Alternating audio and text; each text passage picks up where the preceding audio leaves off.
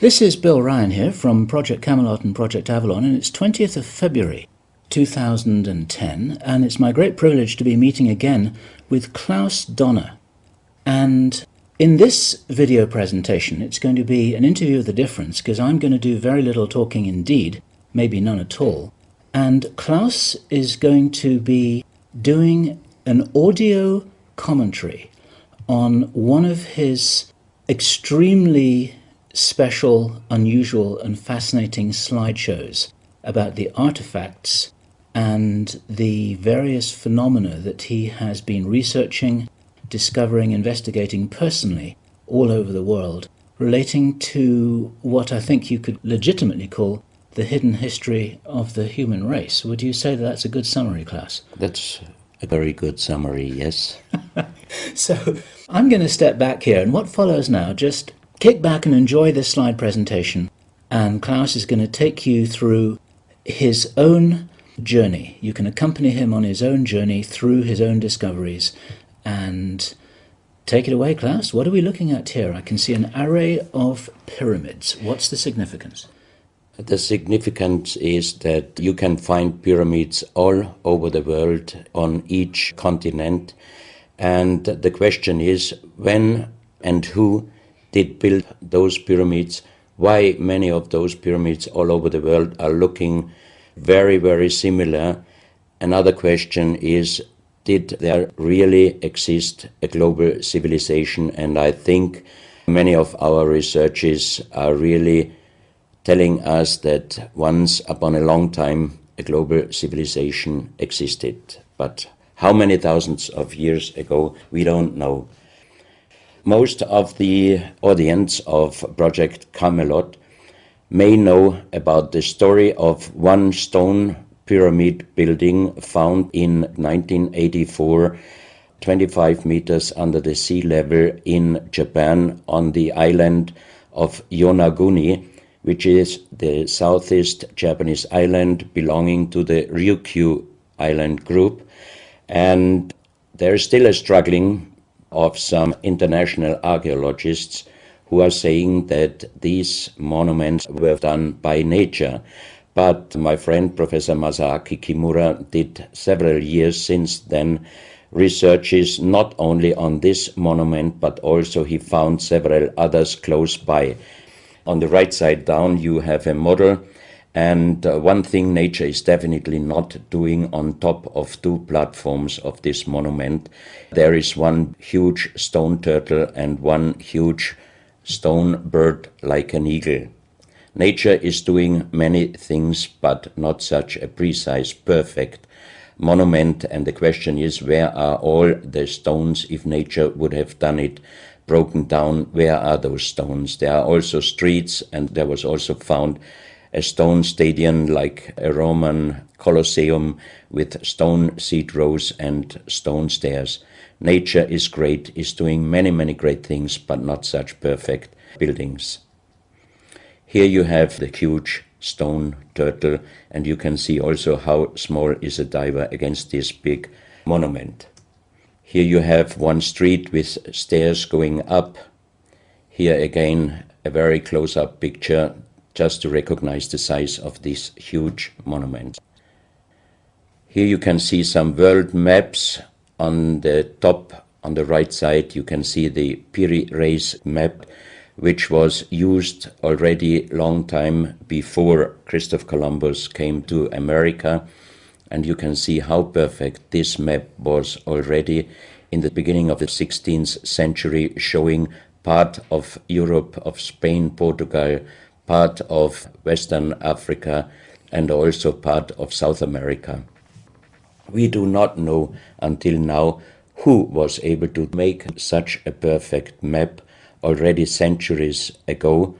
And on the rest of the Piri Reis map, which we do not show on this picture, you can also see the Antarctic without ice. In 1956, researchers found out that the Earth under the ice mass at the Antarctic is exactly like the Piri Reis map was showing. So this Piri Reis map should be at least older than 10 to 12,000 years. But the next question would be, who was able to make such a wonderful world map? On the left side, on top, you see Atlantis, done by Athanasius Waldseemüller, and the map is the other way round. He did it the other way round, and you can see the continent between Europe, Africa, and also America. And you can see on the left side down different sides of a huge stone world map. This stone world map was found in 1984 while gold digging in Ecuador in an underground tunnel system with other 350 artifacts which do not really fit any known and existing South American pre-Columbian culture. On this stone map is a natural quartz line, a white one, and this is the front side of the world stone map, and you can see approximately in the Near East, close to Saudi Arabia, you can see an inlay as an eye. And from this eye to the right and to the left is a natural quartz line going on the right side over India, Thailand, and also there's a long island on the right side, which Professor Kimura's research gave him the statement that from the northeast Japanese island until far down after Taiwan, once there existed a huge continent. But then this world map must be older than at least 10 to 12,000 years. And here is the back side, and you can see on the right side coming the quartz line passing in the Atlantic, a continent, Atlantis, which in our days does not exist anymore. Then the white line is crossing part of South America, and here you have a close-up, and you can exactly see the Bay of Guayaquil, an inlay going up to north and a round inlay showing exactly the place where there were found those artifacts, and there is also the best quality water worldwide existing. One other very interesting artifact found on the same place in Ecuador is the so-called pyramid with the eye. The eye is an inlay.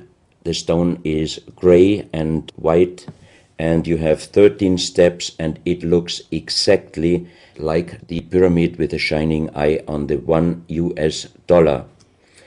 If you put this pyramid under black light, the eye is shining very strongly, and it looks really like an eye, but not real like a human eye.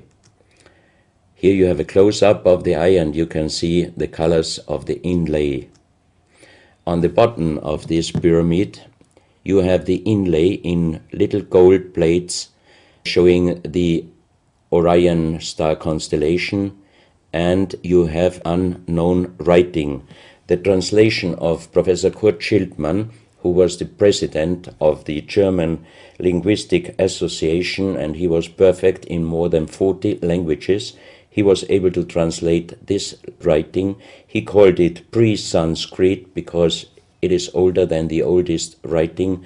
And the translation of these 4 letters you can see here, his translation is "the Son of the Creator comes."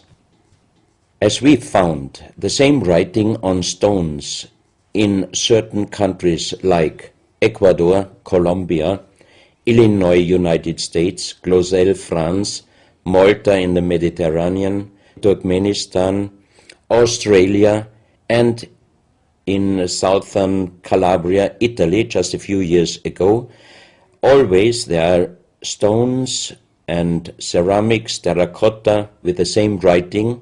That means this writing existed once worldwide, and that means there must have been a global civilization older than Sanskrit, older than 6,000 years. And Professor Schildmann also told me that this writing has a little similarity to the Indus writing and also to the Easter Island writing. And as he said, this is older than Sanskrit. He called this writing pre-Sanskrit. On this stone, you can see on the top the 2 eyes, and then you see the right hand holding the pyramid and putting the left hand on top of the pyramid. That means showing how to use this pyramid with the eye. On this stone you can see an encarving, sitting a man on a stone, holding the pyramid exactly as it was shown on the artifact before.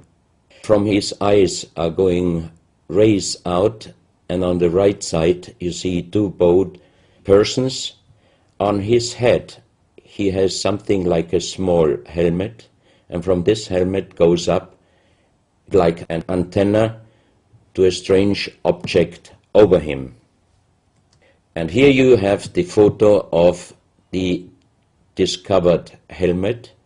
We could not yet make a metal research or checking what kind of metal was used, but you can see in the center of the helmet that something is missing, and that might have been this kind of antenna which was shown on the artifact before. Another very strange finding from the same place is one big jade cup and 12 little jade cups. As the 12 cups are man-made and each one is a little bit different in size, if you fill them up perfectly with water and you put the 12 cups of water inside the big cup is completely filled. The next strange thing is that you can see on the little cups numbers which are looking like the Mayan numbers, but if you compare them with the Mayan numbers, you find out that there are some little differences. And on the big cup you can see a perfect inlaid star constellation, also showing the Orion and other stars. And inside the big cup it is very, very magnetic, and outside the cup nearly nothing. Professional geologists are saying this is impossible, because if a stone has metal particles inside the stone, it must be same magnetic from both sides. Here you have a close-up of the big cup, and you can see a perfect inlay of star constellations, and they are shining very brightly if you put black light on it. Here you have some small cups that you can figure out more clearly the style of the numbers inlaid in a strange material, also shining under black light. That's another piece, a jade plate with the same star constellation inlay like on the big cup, and two persons facing the sky, and on the next picture you can see that also the eyes of these two statues and the star constellation is shining very strongly under black light. This was once a hard-formed brown stone, changing the color in the center of the stone into black, which usually in nature does not happen. And you can see, if you look very close, you can see a face with closed eyes, with a mouth, the nose, a long beard and long hair. On the left side, the face and also the stone is broken. This is the reverse side of this stone. You can see a spiral and a triangle. The center of the triangle is very magnetic, also shining under black light. Here we have the backside of a cobra. The cobra never existed in South America, but this one was found at the same place. On this side of the cobra head you have 33 lines in lines. So 33 is also a very mystical number since long time. And on the left side and right side you have 7 points inlaid, and maybe these are the chakras. Also this cobra head is shining brightly if you put black light on it. Another object here, you have a perfect worked dolphin head, and also this artifact is shining under black light. Here you have a kind of stone helmet. You can put this granite stone helmet on your shoulders, or you can lay your head inside it, and the inlay points which you see on this helmet, some experts told me that these points are exactly the acupuncture points on the human head. Here you can see how it might have been used, and a few months ago they found at the same place an unfinished stone helmet. So that means that also some of these artifacts were made directly in Ecuador, but many years ago. And also the inlay on this object are shining under black light very bright. This is a fantastic jade snake, and also the inlay points are shining under black light. Here we have one artifact which is very perfectly carved on the back side, so that means it might have been used to put this artifact on the front of your forehead. You can see the two eyes inlaid, and on the reverse side you have the so-called third eye. Maybe this artifact was used for some ceremonies or for meditation. Here we have a jade plate with an inlay of a spiral, also shining brightly under black light. Another one, you can see 7 rings inlaid in the jade plate and also shining under black light. Maybe this also could be a presentation of the 7 chakras. Here is one of the ceramics found there. It's a great masterpiece, and the question is, how can you make this artifact out of one piece of ceramic? Here we have another pyramidal stone found also in Ecuador. On top you see the pyramid with the eye, and you have down several spirals and symbols.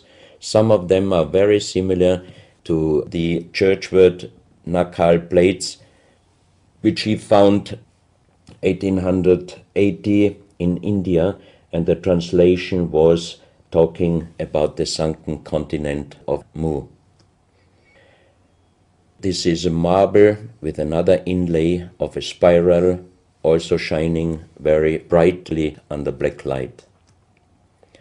Another stone in a pyramidal form with an inlay of an eye.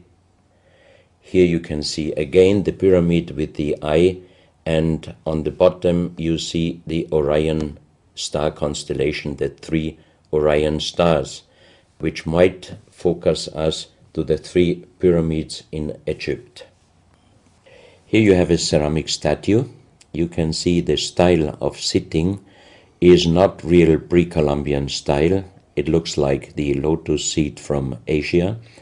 On top of this statue you have a head with some points, and it looks quite similar to many of the Buddha presentations. He holds a snake in his mouth. The snake is a very mystical and very often presented object. So that means this statue is not from any existing or known pre-Columbian culture. Even the next one, you can see that how this statue is sitting, it looks more the direction of Asia. On top of his head, again a very strange head, and in the center you can see like the head of a frog.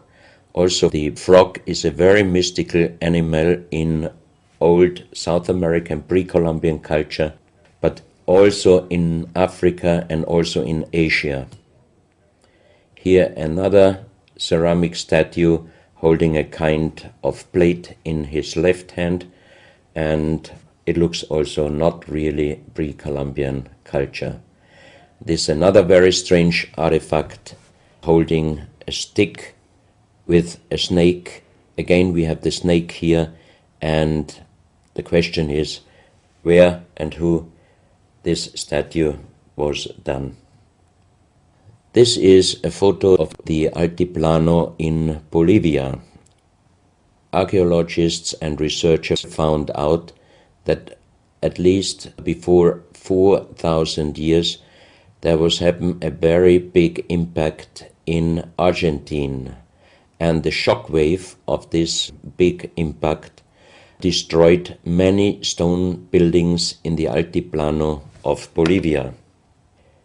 You have here a picture of Pumapunku, a very strange place close to Tiahuanaco in Bolivia, and you see tons of stone plates with perfect work on it, destroyed.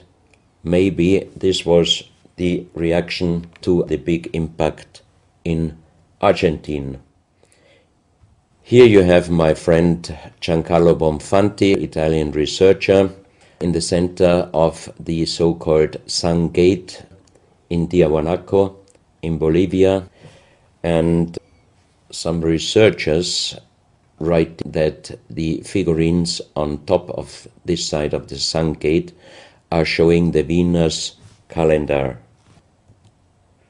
Here you have one of the big stone plates from Pumapunku, and you can see how perfect this stonework was done. And the question is, could you do such perfect work with simple tools? Close to this area, they found skeletons with a size of 2.6 meters.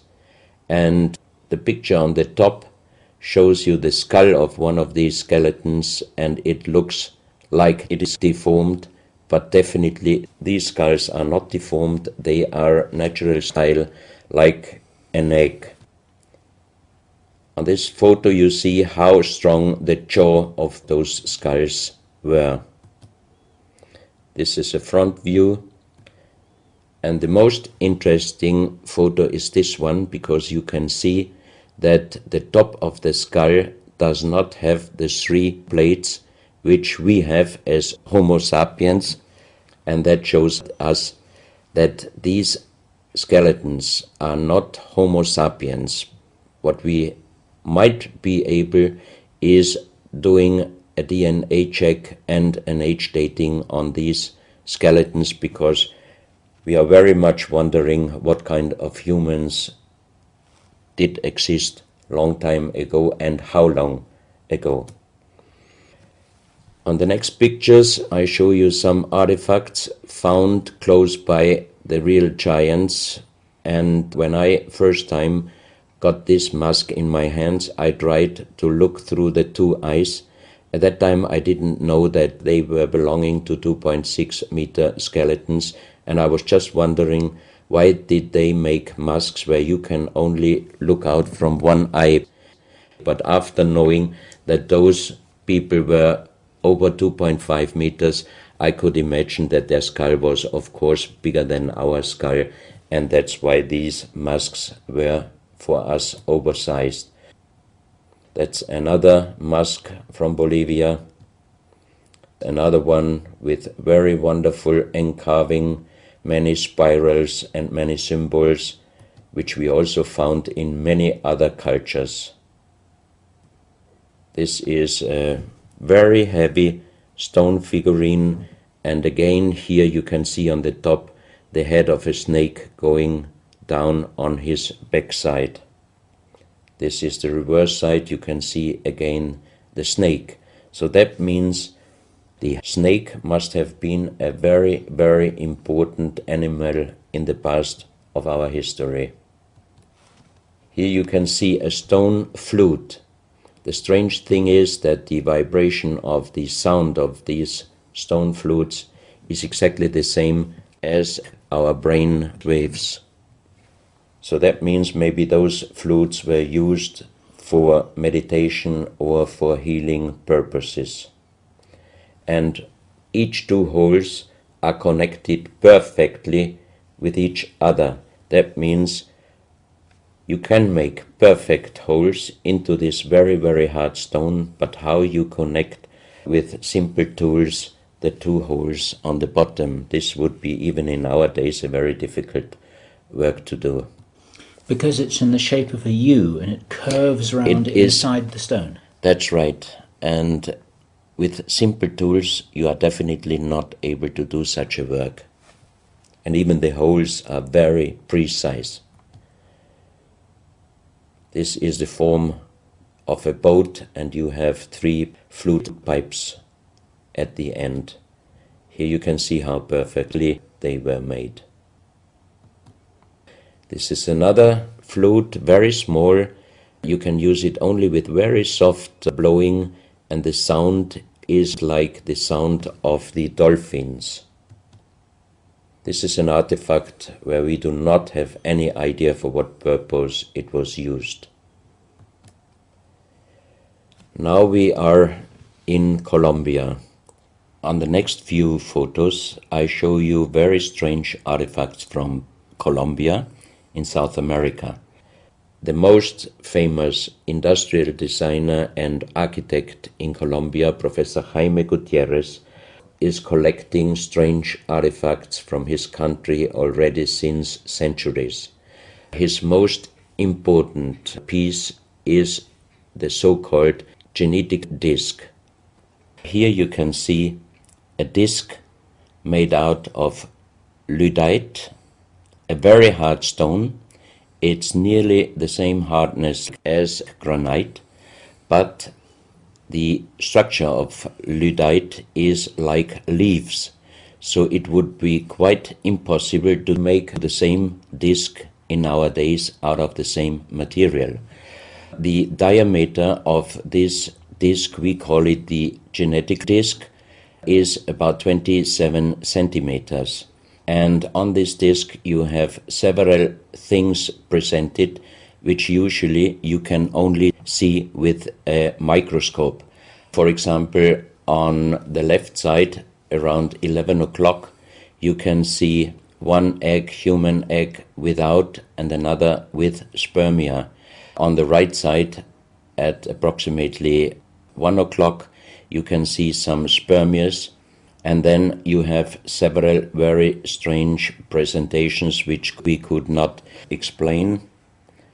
But here on the left side you have a microscopic photo from the inside of a lady done by a Swedish photographer, and you can see that the egg without and with spermia looks exactly like the presentation on this genetic disc.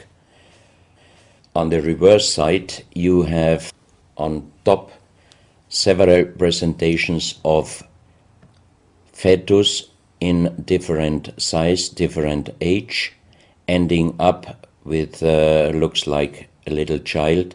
You see also at the end of the plate around 6 o'clock female and male, and also on the right side around 9 o'clock you can see the presentation of man, woman and child. But the strange thing is how they present those human-like heads. Here you can see a knife done by the same material, lyddite. On top of the knife, on the handle, you have mother's head. Beyond you have the child's head, and the umbilical cord is going around the neck of the child. So that means this knife would have been used to cut the umbilical cord, saving the child's life. This is a close-up mother, child and umbilical cord. This is an instrument. It might have been used for helping the child coming out, leaving the mother, when there were some complications. And it is also made out of the same material, lyddite. You have here the vagina and the child's head coming out. And on the reverse side, you can put only your thumb inside. That means you can only use this instrument with your fingers, meaning you cannot use power. So that means it might be safer helping the child leaving the mother than our instruments we are using in our days, because sometimes the modern instruments, while being used, can damage the child's head. This, we think, is a medical instrument. It is also lyddite, and it's a perfect form. Another one, and these are other ones. They are very much smaller than shown on this photo. And when we did a material check in Vienna, the most expert worldwide checked those pieces. First of all, the material. Each one is done with lyddite, and the form itself, he checked them, and finally he said, I cannot tell you how they were done, who did they make, but the only thing I can definitely tell you, from the same material in our days, we cannot make the same instruments. So how old they are, we do not know, but as they were found in Colombia, and they do not fit any existing pre-Columbian culture, we must consider that those artifacts are at least older than 6,000 years. But we cannot explain what kind of technology they did use to be able to make such instruments and such tools made with lyddite. You can see each piece fits exactly every kind of hand, never mind how big the size of the hand was. Each instrument, each tool fits exactly each hand which was using those instruments.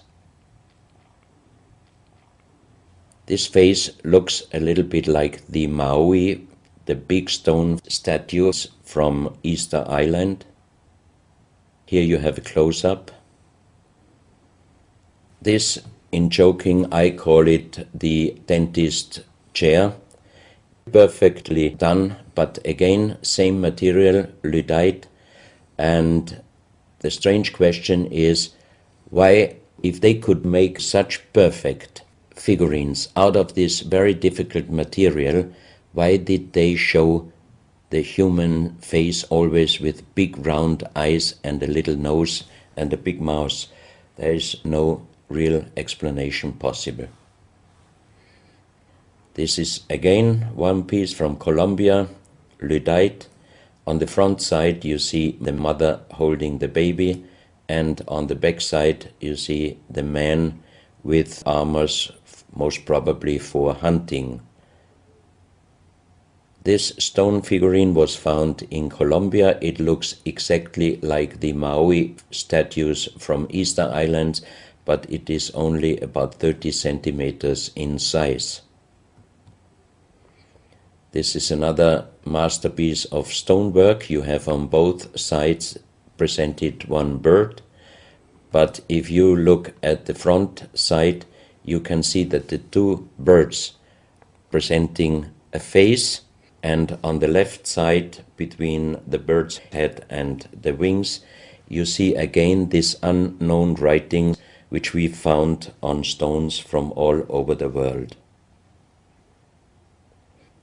This is the mother holding a child, very strange face, and it's a kind of jade material. This is another stone from Colombia showing an armadillo.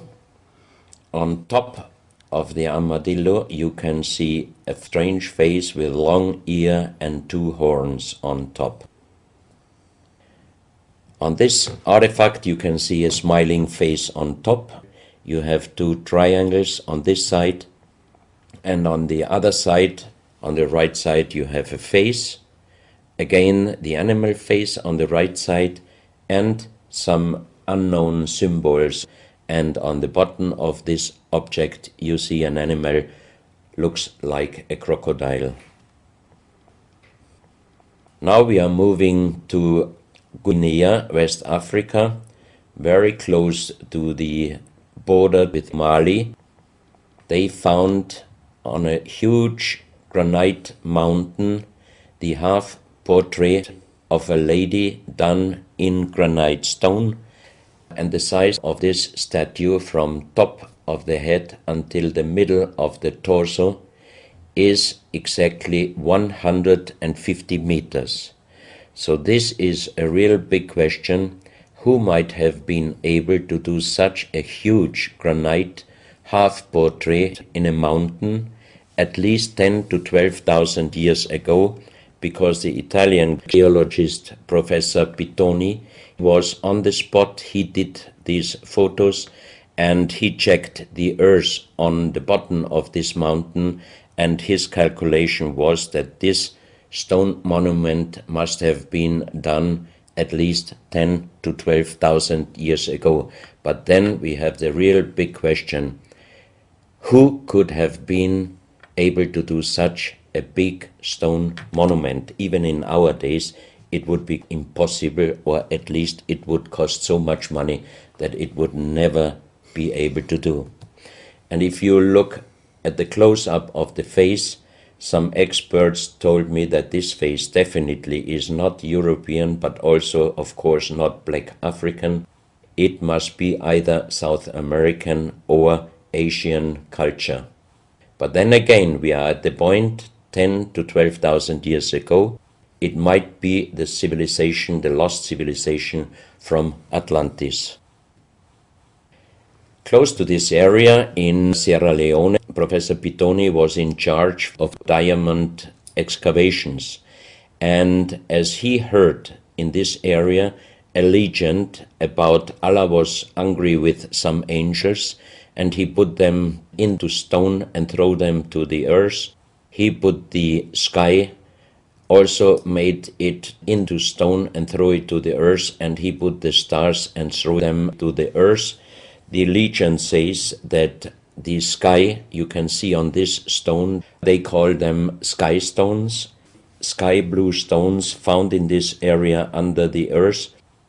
And we did research in Vienna. This is definitely artificial stone.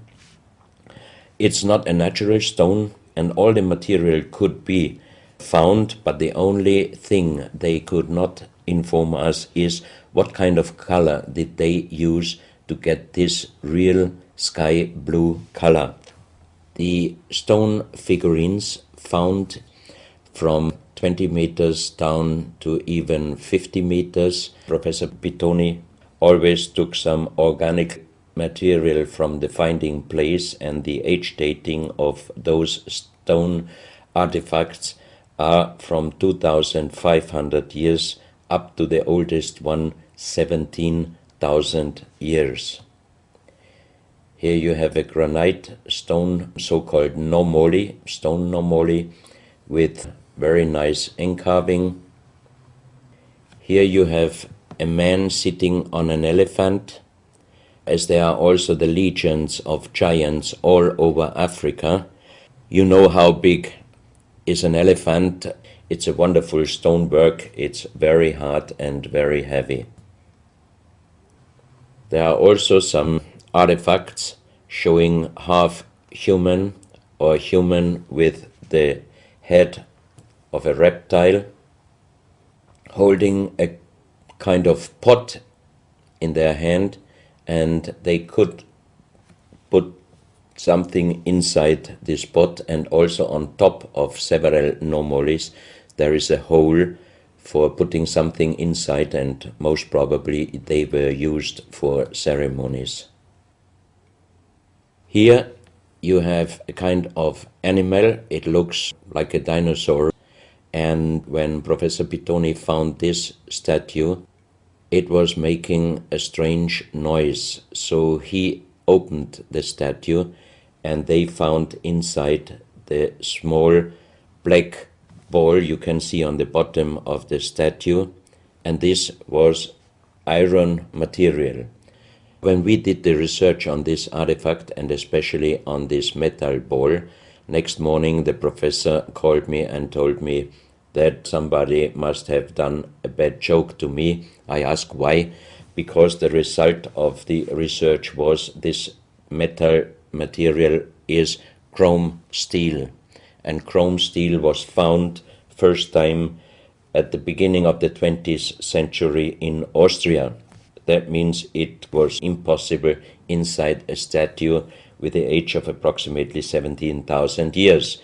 But when I called immediately Professor Pittoni, he was laughing and he said, "I'm a geologist. If a statue is making a strange sound, I do not open it just right away, but I did several X-rays, and you can see here on the right picture one of the X-ray photos, and you see that inside the closed statue already the round ball, the chrome steel ball, was existing.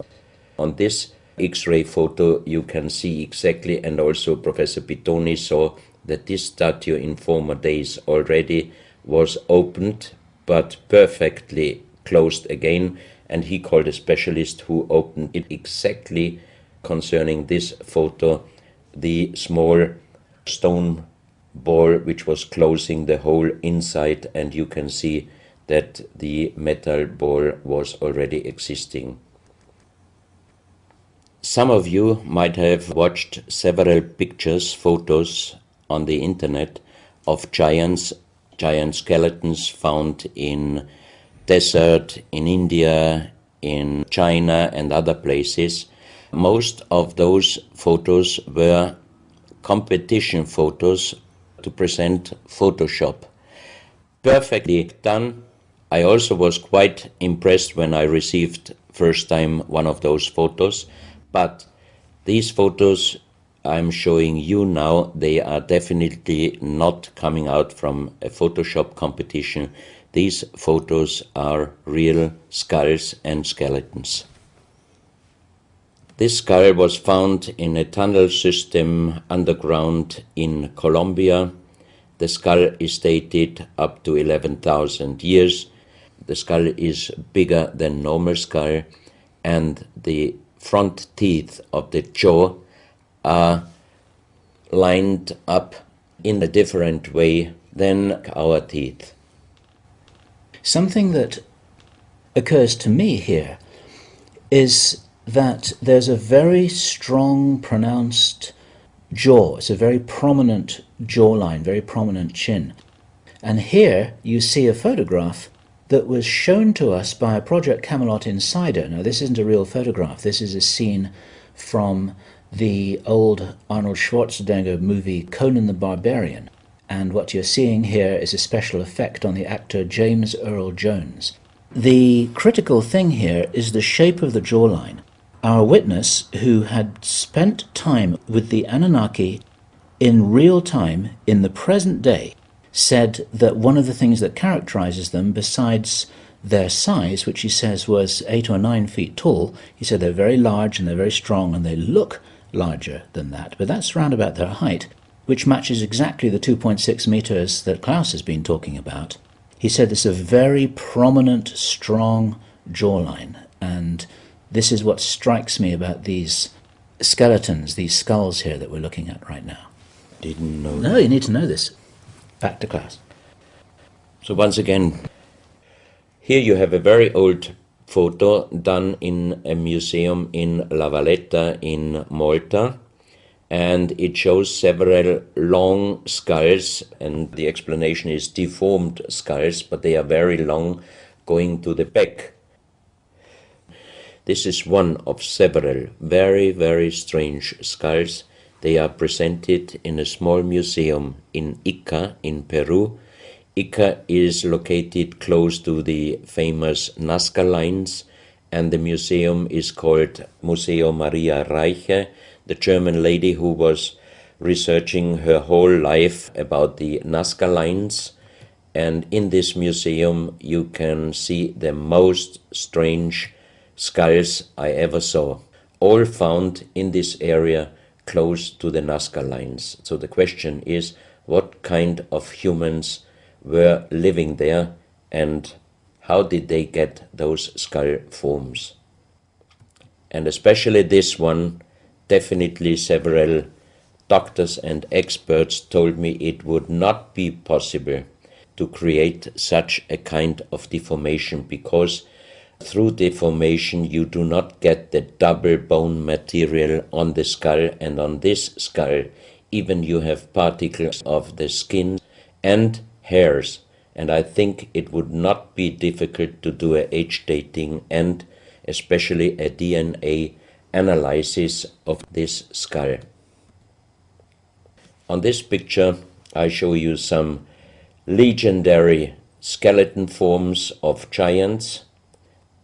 In the year of 1964, in the south of Ecuador, in the province Loja, there broke down a part of a mountain platform, and Father Carlos Vaca, who was working as a priest in hospitals, he was called to this place and he found the broken bones of a giant. Good. Well, Klaus, I asked you if you would take us on a journey, and for the last nearly an hour, I think it is, you've taken us on a fascinating journey not only around the world, but through time, back as long ago as 17,000 years. And it's a real reminder of how little we know about what our history really is. These are important pieces of an important puzzle, and you're doing an enormous amount to raise people's awareness of what it is that we're not shown in many museums, what it is that we don't read in anthropological textbooks, and what it is that many university professors still refuse to recognize. And thank you so much for your part in helping to raise our own understanding of our history on planet Earth. Klaus, thank you.